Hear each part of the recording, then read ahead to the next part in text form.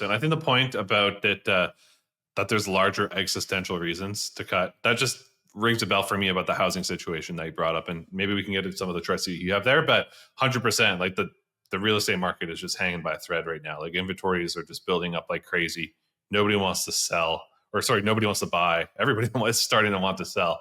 And as we churn through it, and we've talked about this too, about how in other countries outside of the US, the situation is even worse because no matter what, your mortgage is going to be reset after 5 years. It's not like the US where you can sit on it. So yeah, it feels like the chickens are coming to roost in that respect. So I think we're hitting this point generationally where boomers have been sitting on a lot of equity in their homes for years and years. And we're starting to see prices roll over and inventory kind of rise.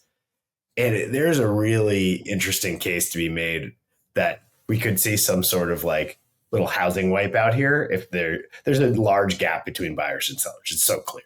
These are great charts, and Neil Dutta was on the show a few weeks ago, and yeah, I think it just shows the mismatch of it, and it's so interesting because to me, everybody expects markets to be hyper liquid and efficient, where it just we can see what's coming, but the fact is, it takes a long time for it to work through such an illiquid asset class like real estate. So you have to go through the sequences of higher rates, and then a buyer's and a buyer's strike, and then that freezes the market, and then you have to see supply to come online as people start to get squeezed by refinancing or just mortgage rates in general, and then you need to see the inventory blow up, and then you need to get the psychological effect of people starting to get a bit panicky because their house that they need to sell is sitting on the market for 4 months.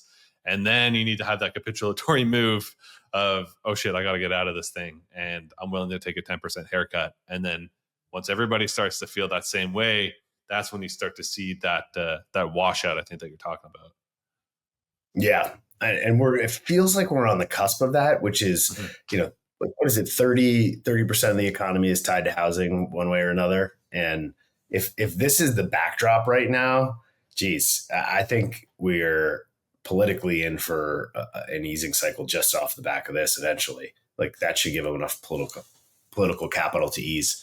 This is a good thing I saw on Twitter too. It says, I put it in chart 41. If you had to pick a year when baby boomers are most likely to finally start leaving their homes in big numbers, adding meaningful supply to the market, what year would you pick?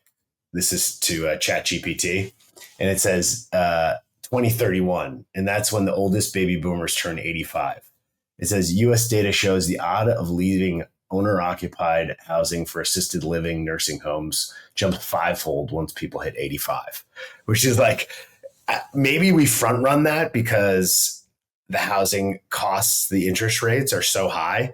Now, if they bring interest rates down, maybe 2031 actually happens. But like, I think you could see a real cascade here if they don't ease financial conditions on that 30-year yield.